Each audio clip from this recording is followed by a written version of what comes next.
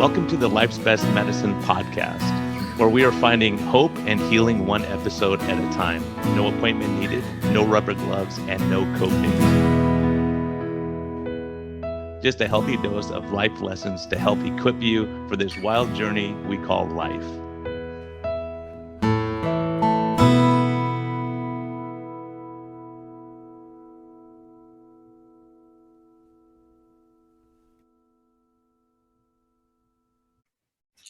Hey everyone, I just wanted to give you an update on my trip to Guatemala. It was profound and it was fun and I had a great time. And I just wanted to give a thank you to Simply Snacking and Sue. Just everyone loved it there. You know, I brought some snacks with me and packed them easily in my suitcase like you've been hearing me ramble about. But really, the joy that it brought people, they loved it. And I knew I was giving them some nutrition and they were really enjoying it. So I made a lot of friends thanks to Simply Snacking in Guatemala. And just wanted to give a shout out to Sue for making this possible, for sponsoring the podcast, and for providing a product that I can believe in that can help people. As a matter of fact, as an update, one of my patients who works for a big tech company said that they gave him responsibility for the break room, and now he has Simply Snacking and some very healthy low carb options for employees because everyone noticed they were gaining weight and feeling terrible and not as productive. So this is what our message is. I think we have a shared vision. I think, bringing healthy food to people and healthy lifestyle and helping people to cope in times of difficulty. So again, Simply Snacking, thank you for sponsoring us here. Thank you for helping me to get these messages out. And there's so many great ones coming that I'm excited about, but we greatly appreciate your support. And thank you for making a product that we can stand behind and really believe in, and I can pack lightly and take it with me wherever I go. So thank you very much. Have a great day. And thank you for listening to this episode.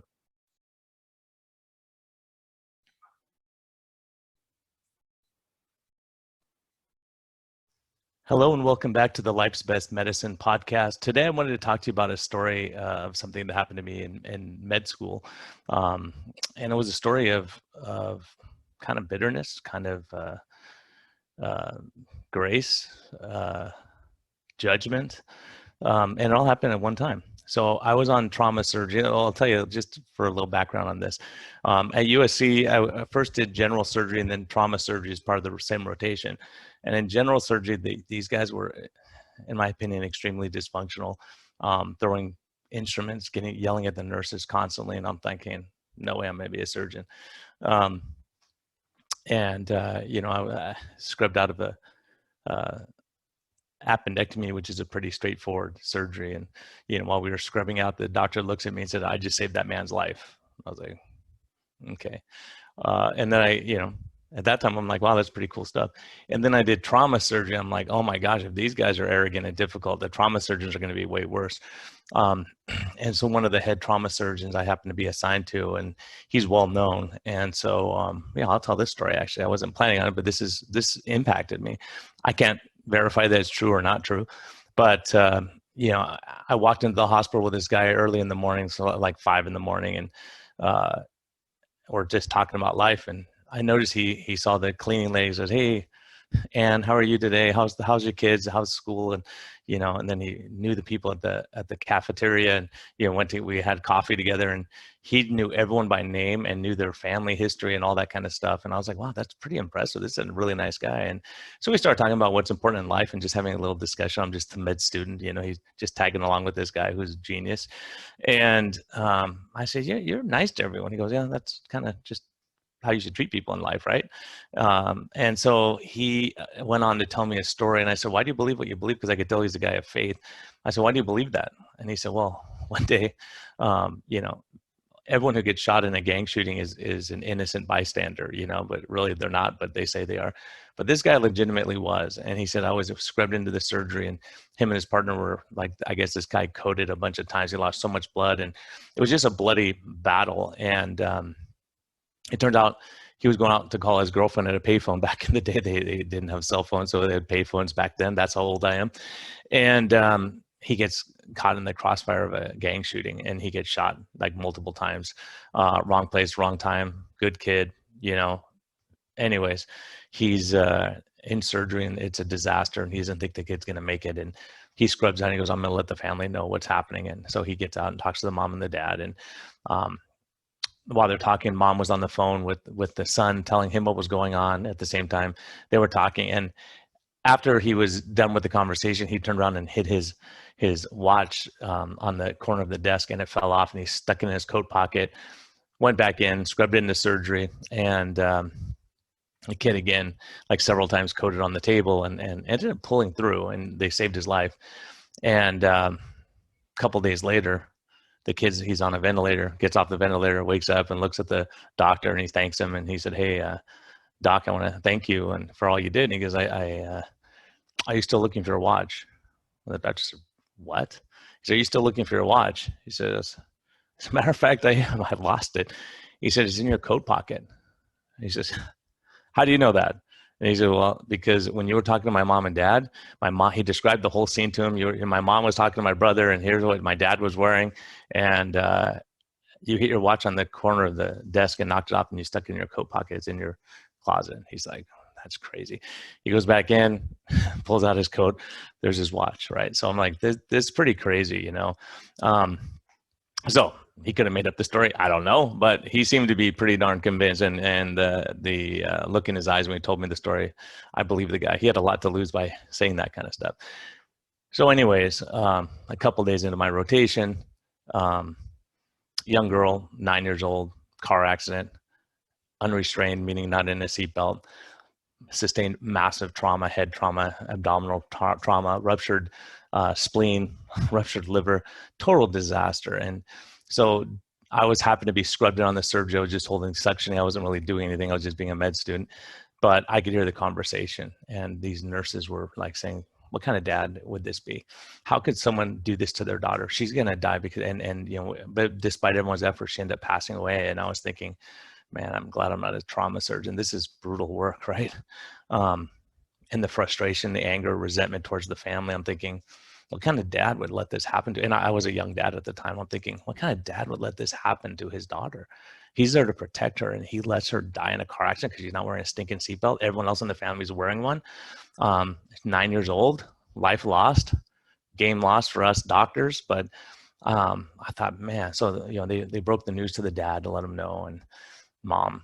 And I walked out a little bit later after scrubbing out and doing stuff and, you know, talking. And I saw him sitting in the hallway by himself crying, right? And I realized, oh, that's that dang dad. So I went up and started talking to him. Later on, I found out this guy was taking his family on a surprise trip to Disneyland.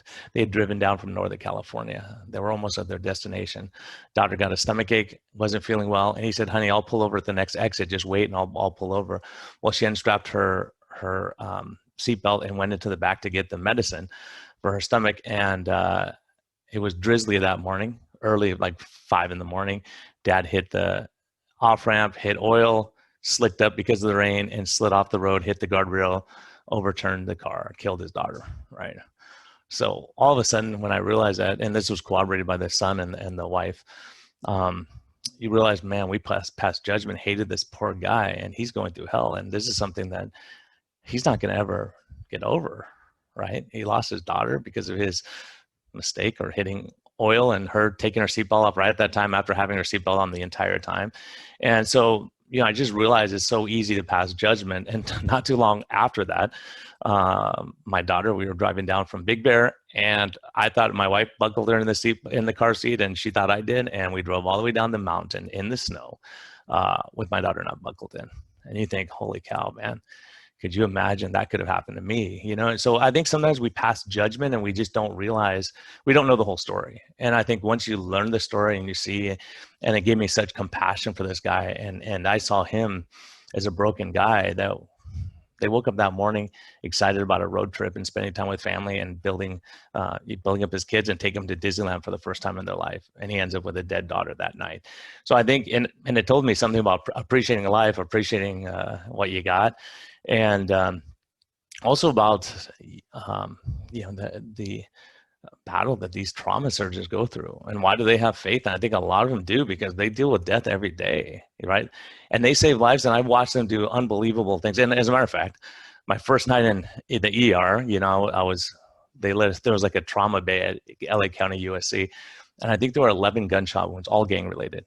And I told my wife, record the news tonight because I can't wait to see this stuff. This is crazy. I've never seen anything like this. And the ER docs are looking at me like, Brian, this happens all the time. This is kind of like a normal night for us. Not one mention on the news about all these shootings and homicides. And, I was like, wow, this is crazy stuff. How is this not on the news every day when this is what these guys are seeing in the inner city? But what I did notice is the trauma surgeons would do miracles. They would do absolute miracles. And I'd watch people live that never should have lived. And they were very humble about it. And they never said, I just saved that guy's life. Here's what, and they're like, wow, he's not out of the woods. Let's see what happens. But I think it's something with dealing with stress so intensely. A lot of those guys get atrial fibrillation, because it just tells you the effect of stress on the body. As a matter of fact, here, and then the other thing, I don't want to rag on surgeons because there's a lot of great surgeons who are friends of mine, but especially the trauma surgeon for sure. And the ER docs are my favorite, but they're the coolest people on earth. But sometimes it's the system too. When I was at USC, the surgeons were annoyed because they were basically on salary. So no matter how many surgeries they did, they got paid the same, and they had an endless supply of patients. So they didn't have to be kind and decent. When I got to Mercy Hospital, I'll tell you, George Zorn and a couple of the other docs there. He's a trauma surgeon. The first night I'm the ICU intern, and I call him. I go, this guy's got appendicitis or something. No return. Oh, gosh, 15 minutes later, call him again. No return call. 10 minutes later, half an hour later, hour later. So all of a sudden it's like 1 a.m. He comes rolling in a suit and tie. And I said, Dr. Zorn? He said, yeah, because I had never met him before. He said, first of all, let me apologize. I was scrubbed into surgery. I just got out and I wanted to change and come up and meet you. And I was like, oh my gosh. He goes, I said, look, here's my situation. He goes, I'll take him right now. Changed, scrubbed him in, took him. He said, thank you so much for calling me. And now that's the private sector. So he appreciates the business and he's a great surgeon and he is kind and decent and nice to everyone. So, it's one of those things. One of the nice things about being in a private hospital, besides at Mercy, I was surprised I didn't have to go through a metal detector to get into the hospital. At LA County USC, I was frisked and went through a metal detector every day I was there. So I was looking around for the metal detector when I got to my new residency program. But the other thing I loved is Dr. Averill, Bob Averill, one of the top trauma and orthopedic surgeons. I was looking at him and at USC, you would get lashed if you asked any questions or did anything wrong. So anyways, I was asking him a question about a patient and I said, Dr. Averill, and he looked at me and said, what did you call me? And I'm thinking, oh no. And I looked down at his name tag. I'm like, it's Averill, Dr. Averill. He said, my name is Bob, call me Bob. I was like, oh my gosh, I'm just a little intern and you're like, I can call you first name. It's kind of weird, right? But it wasn't about ego. It was about helping the patient. And, he's a great doc and a lot of people love him. So what I'm saying is that there's a lot of good things. And I think we all learn a lot. And these guys have been through a heck of a lot and they see a heck of a lot. And so I think learning compassion, kindness, not to judge, hear the whole story first. Those were the lessons I learned on trauma surgery and also just about, the dedication that these guys have. I mean, they dedicate their lives. They're up at, all night. They're doing surgery all the time. And just to see, and some of the, obviously a lot of the people they work on are not the salt of the earth people, right?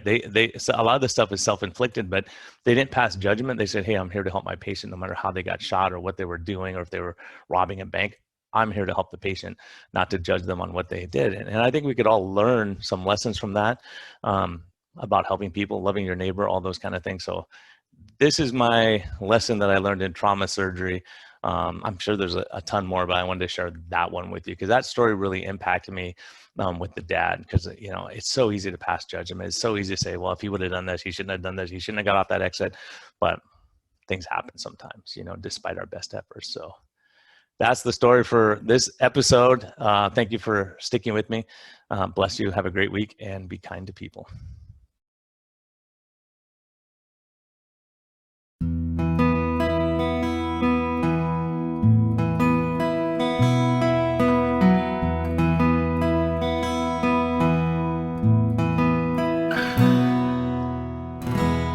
Thank you for listening to this episode.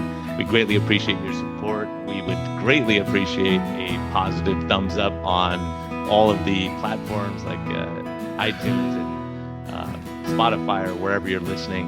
And we just thank you for our Patreon supporters. We greatly appreciate your help in getting this message out. We think there's a lot of important information, and hopefully this helps you. Have a great day, and thank you for listening, and thank you for your support.